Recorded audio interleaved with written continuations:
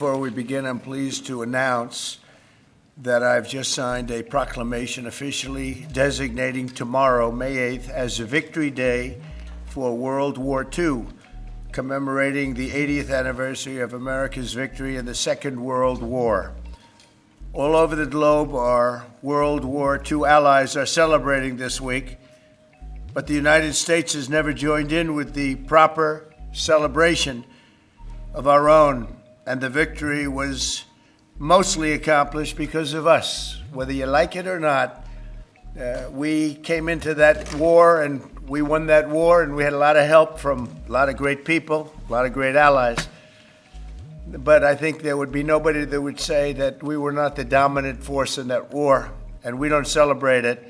And I think that's a great disservice to the people that lost their lives and people that fought so hard in winning World War II, and also a separate Victory Day for World War I, and we're going to be doing that too. It was American tanks and ships and trucks and airplanes and service members that vanquished the enemy 80 years ago this week. Without America, the liberation would never have happened. And so we have to pay tribute and homage to those people that gave us victory. And we did something else that people don't talk about. We rebuilt the world. All of these countries that were destroyed, we helped them rebuild. And that's something that, for the most part, others did not do. So with this proclamation, we are hereby honoring the incredible sacrifice and heroism of millions of Americans who served in World War II, along with the unprecedented mobilization, home front that helped deliver this great triumph. All Americans should take pride in what these incredible patriots have achieved. So I just want to say happy Victory Day to all. So we are celebrating every year now. I can guarantee for 4 years, but I think after that we're going to have 2 Victory Days, World War I and World War II. This is World War II Victory Day. In the future, we're going to have a major celebration of each day. We're not going to have days off because we don't have enough days in the year. We have too many celebrations already. But we're going to have Victory Day and for World War I, World War II. And without us, those wars would not have been won. I think we can say that, would not have been won. And I think it's time that the United States starts taking credit for their achievements. And I really believe it's a shame. You know, I was watching for the last week, and I noticed France, I noticed other countries all getting ready for Victory Day. And I said, that's sort of strange, because David just added something. He said, we also rebuilt the world. And I didn't have that, and I should have that. That was a big factor.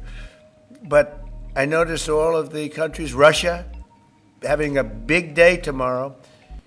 And by the way, they lost millions of people, and they were absolutely a major factor. But there was no major factor like us. We won the war, and we won it with the help of others. But everybody was celebrating but the United States of America. And I said, you know, I think it's time that we start celebrating victory. And that's what we're doing. So now for the reason that we're here, but I asked David, would it be appropriate if I did that? He said, absolutely. That's a big thing that we're doing on your swearing in. Very big thing.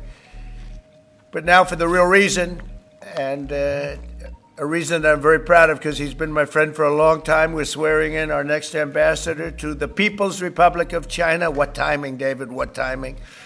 Only you could have picked this timing. It's your fault. I picked him a long time ago, but it just happened to come due on a pretty important date.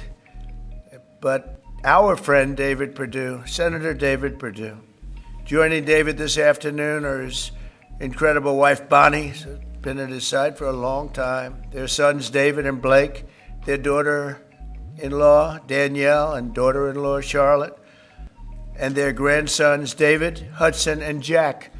That's a beautiful family. Congratulations. I didn't think you had it in you, David. That's really something. That's pretty amazing. Look at that. Our new ambassador brings to this position a lifetime of experience at the highest levels of business and politics, and he is at the highest level. Over 4 decades in business, he rose to lead several major American corporations, including as the president and CEO of the footwear giant Reebok, where he did very well. He did a great job. And later CEO of Dollar General. Likewise, he did a great job. David also lived and worked in Singapore and Hong Kong for several years, developing a wealth of experience negotiating and doing tremendous business deals for lots of different leaders that he worked with. Following his tremendous business success as an executive, David stepped forward to serve America in government, and as we all know, in 2014 he was elected United States Senate in Georgia, and he was very popular, very respected from day one. He served on the Senate Foreign Relations Committee and was a tremendous partner to our administration during my first term. I dealt with him a lot, and he solved a lot of problems. Now I'm entrusting David to help manage one of America's most complex and consequential foreign relationships, and I know he'll do a fantastic job. As our lead diplomat in Beijing, David will work to promote American interests and stability in the Indo-Pacific, help stop the flood of Chinese fentanyl across our borders, which we have to do. We lost, I believe, 300,000 people last year. Seek fairness and reciprocity for the American worker, ensure the safety of our citizens overseas, and promote peace in the region and in the world. And I'm confident that he will do an exceptional job. He's an exceptional man, and make our country very proud and make our country very safe, too. So, David, I want to congratulate you. This is as big as it gets, and the timing is unbelievable, but it's time that we have somebody like this. This is a very, very extraordinary man, and you're going to do a fantastic job. And say hello to President Xi when you're over there, please, okay? Thank you very much. Marco, would you do the service? Thank you. Put your left hand and raise your right. Raise your right hand.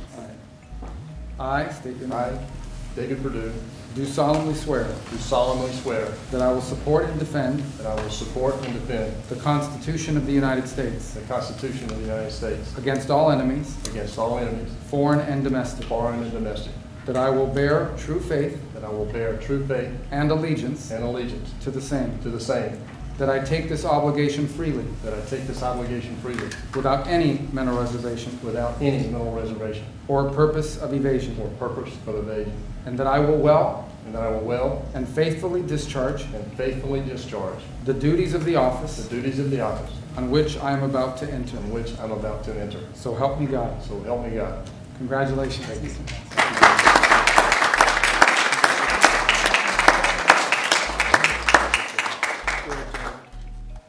David, would you like to say something? Mr. President, I'm humbled to be in this office today. I love what you've done with this office. I like the Declaration of Independence. I want the world to know that I know this man personally. He loves this country, and I am glad to be your man in China. Thank you. Thank you, David. I think just for the sake of formality, here we go, David. Come on up. Come on up here, Bonnie. That's what it's all about, right? And now we send you on your way. Lots of luck. Yes, sir.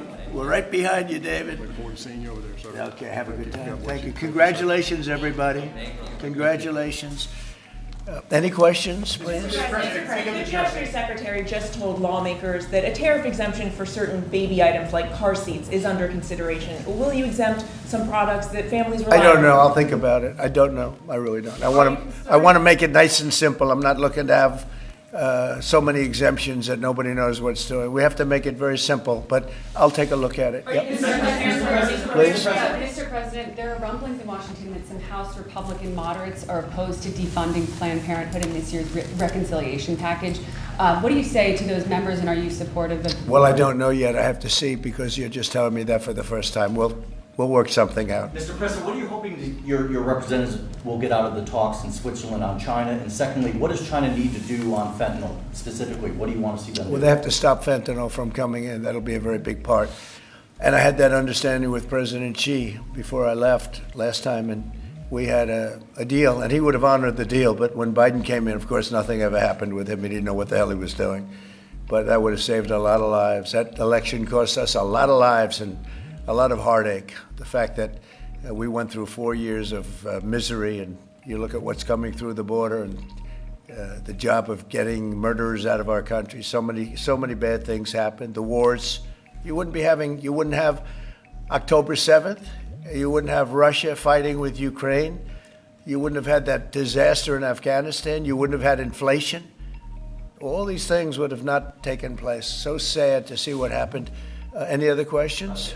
Are your administration sending migrants to Libya? I don't know. You'll have to ask Homeland Security, please. Would you Vice support President sending Vance migrants said to Russia Libya? was asking for too much to end the war. Given that, do you still have confidence that... When did he say that? Earlier this morning. Well, it's possible that he's right. He may know some things that, because I've been dealing with this and some other things, but we are getting to a point where some decisions are going to have to be made. I'm not happy about it.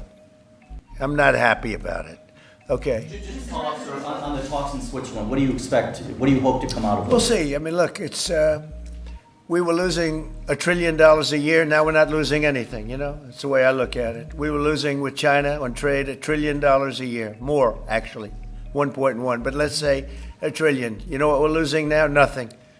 That's not bad. Mr.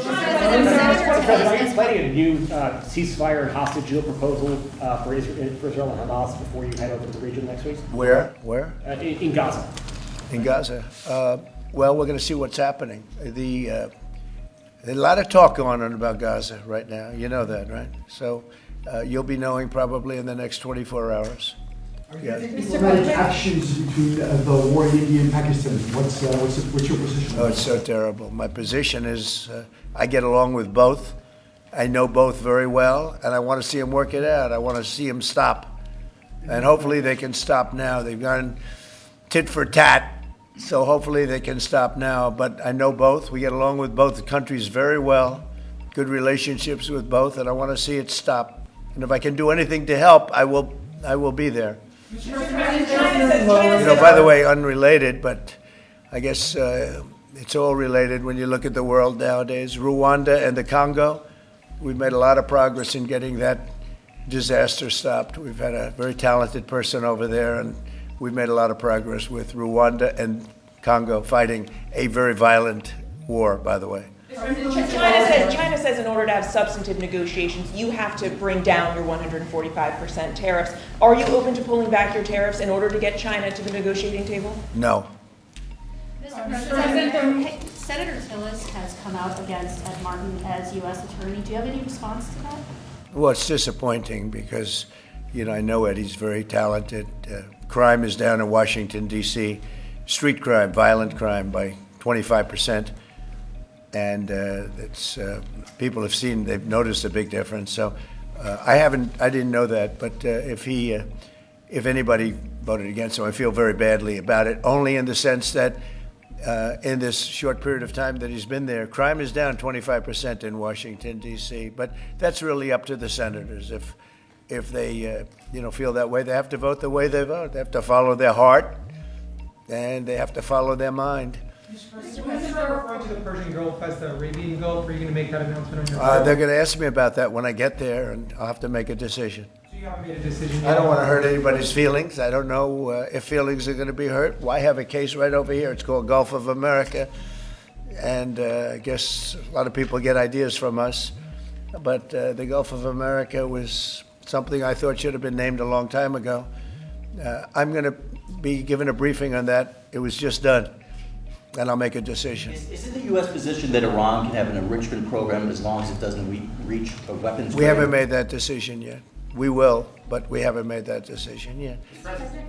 China said the U.S. initiated the trade talks this week and that its position hasn't changed.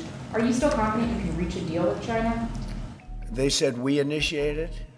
Well, I think they ought to go back and study their files. Okay? I do think that. Go ahead. What do you? Planning to ease ship export restrictions to some of these Gulf countries, and then also make announcements regarding. We might be doing that, yeah. And their nuclear programs, civilian nuclear programs. And it'll be announced soon.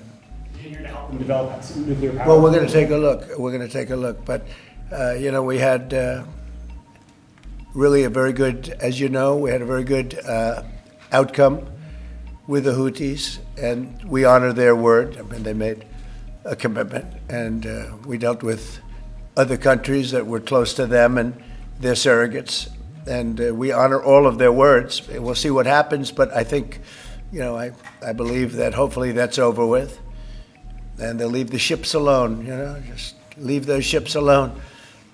But so we do. We take their word for it. It was, we hit them very hard. They had a great capacity to withstand punishment. They took tremendous punishment, and you could say there's a lot of bravery there. That it was amazing what they took. But we honor their commitment and their word. They gave us their word that they wouldn't be shooting ships anymore, and we honor that. I want to thank you all for being here. I want to congratulate David Perdue and his family. He's going to be really an incredible ambassador to China. I have no doubt about it. And we're going to work together very closely. Thank you all very much. Thank you.